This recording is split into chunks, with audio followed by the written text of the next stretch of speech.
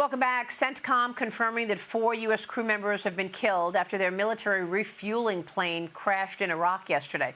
The Pentagon will hold a press briefing about this later this morning, and we will take you there live when it starts. President Trump is now warning of major attacks against Iran that will come today.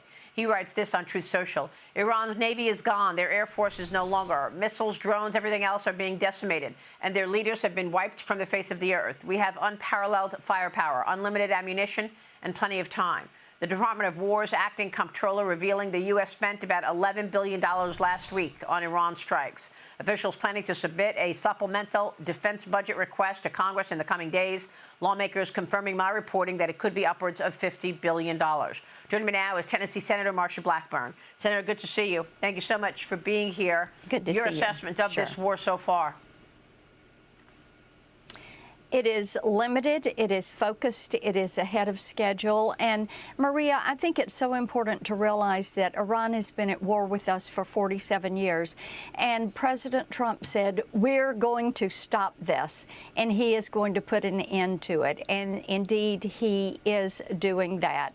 And I'm grateful that he is dismantling their ballistic missile system, destroying their Navy, and prohibiting them from moving forward with a nuclear weapon. Yeah, and yet I know that there is increased anxiety throughout the country and certainly on Capitol Hill over the spike in gasoline prices, over fertilizer prices, given the spring growing season, by the way. But your colleague Lindsey Graham made an important point to me on Sunday. Here's what he said. Watch. We now know they had enough 60% enriched uranium to make 11 bombs. What's that worth to America to make sure they don't have 11 bombs? All of this money is to make sure they never go nuclear, they can't hit us with ballistic missiles, and they stop terrorizing the region. When this regime goes down, we're going to have a new Mideast. We're going to make a ton of money. Nobody will threaten the Straits of Hormuz again. But Donald J. Trump saved the world from real chaos. Witkoff, the negotiator, was told by the Iranians openly that they have stockpiled enough 60% enriched uranium, 460 kilograms, to make 11 bombs. Thank God Trump did this. Can you imagine a year from now? What would it cost America if Iran had 11 nuclear bombs to threaten us? They would hold us hostage. We would be held hostage in perpetuity by this terrorist regime. So, Senator, even given all of that, as well as new worries about terrorism on our shores, and as we just mentioned, the anxiety over gasoline and fertilizer prices, 50,000 TSA agents are still going to miss their first full paycheck this week. Senate Democrats, your colleagues, failed to pass a funding bill reopening the Department of Homeland Security. This is the 4th time that the Senate has failed to reach that 60-vote threshold needed to pass the bill. What is it going to take to get this straightened out? It is just baffling to me. What we have to realize, the Democrats' goal has been to defund federal law enforcement, to abolish ICE. And this is how they think they can do it. So they're saying, well, let's just fund TSA. But that leaves FEMA unfunded. It leaves the Coast Guard unfunded. It leaves Homeland Security investigations unfunded, the Secret Service unfunded. But Maria, their goal is to do away with all of that. So here's what they are doing. They are holding the American people and the TSA agents as pawns in their game, their long-stated goal to abolish ICE, to defund federal law enforcement, to defund the police. And this is how they think they can get there and then appease that radical leftist base. And going back to the issue on gas prices and fertilizer, we're quite concerned about this. We have a very large ag sector. It's the largest part of our economy in Tennessee. And yesterday I was hearing from people in the ag chemical business, people that are in ag production, and they are quite concerned about the spike, the volatility. And we're all going to have to hang in here and get through this to make certain that Iran never has a nuclear weapon. Yeah, I mean, look, particularly now because you've got the fertilizer season and the spring growing season. That's right. Is very important for the spike in fertilizer prices. But also look ahead a couple of months. I mean, look at these midterm elections. What kind of an impact is this going to have? The Democrats have already flipped their 10th legislative seat in special elections during Trump 2.0. Republicans have flipped none. On Tuesday, a New Hampshire House seat swung 23 points from 2024. New Hampshire now joins states as varied as Texas, Iowa, Arkansas, Mississippi, Pennsylvania, Georgia in state House flips, along with Virginia governor and Wisconsin Supreme Court. What kind of an impact are you expecting this to have, and how can you limit the impact of inflation going into the midterms and communicate the importance of this to the American people so you can stay in the majority? And every single day, as people are filling out their federal income tax filings, and seniors are getting that bonus deduction of $6,000, and people are getting larger refunds, that is having a positive effect, because those are things that are made permanent for individuals, and they like that, and especially for our small business owners.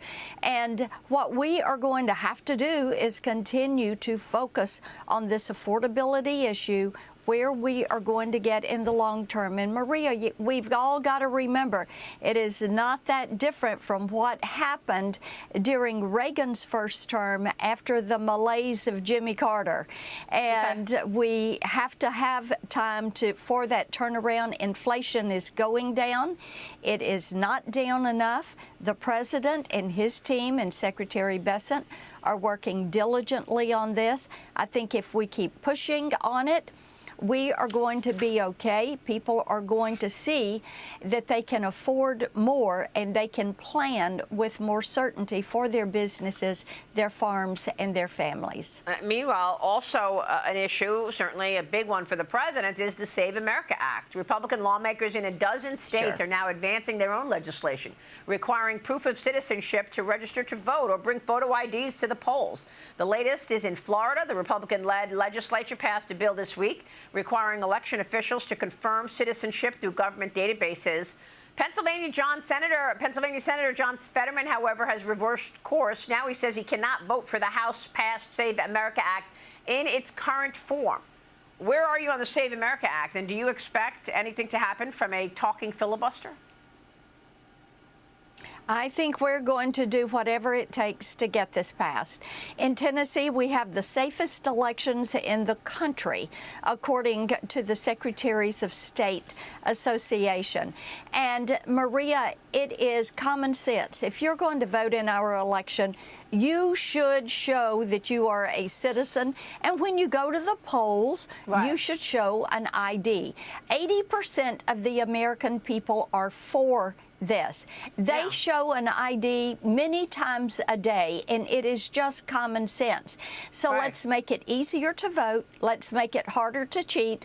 The Democrats are trying to make it easy to cheat because in some instances, that is the only way they win. I've said I'm for whatever it takes. A unanimous consent, a same-day rule, a talking filibuster, whatever we have to do to push this across the finish line.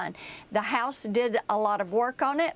Let's pass what the House sent us, and let's make certain that this gets signed in law by the president. And do you feel you have that sentiment from John Thune? I mean, you don't have to convince our audience; they agree. But it's the leadership in the Senate. We're waiting for it. And I know that Leader Thune is trying to get enough Republicans in place so that we can push this forward. I am for whatever it takes to get it done. Well, we spoke with your colleague Cynthia Lummis yesterday on this very issue. Here's what she said. Watch.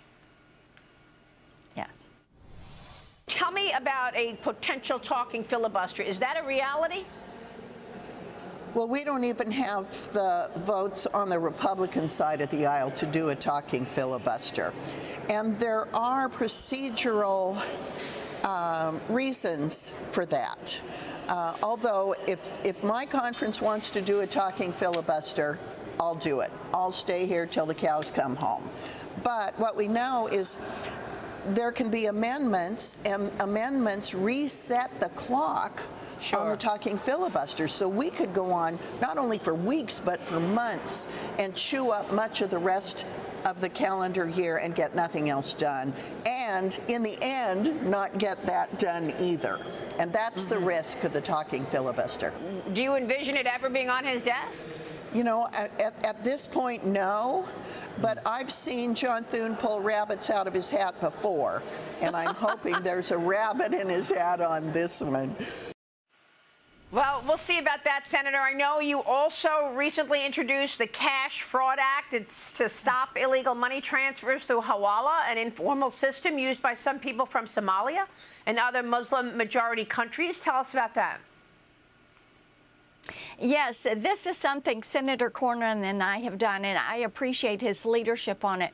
What we found out is there is this Hawala process that some of the Somalis, this was happening in Minnesota and Ohio, and they were using it to launder this money, get it out of the country. This tightens up the disclosure process when money exits the U.S. and goes out, cash going out, and it will bring some more transparency. It also moves that disclosure process further back in the system, so it's not as they're exiting the airport, but prior to that, Maria, so that you can stop this money from leaving. Senator, we'll be watching your work. We so appreciate your time this morning. Thank you. You got it. All right, Senator Marsha Blackburn. We'll take a break and then come back with United Refining Company and Red Apple Group Chairman and CEO John Catsimatidis next.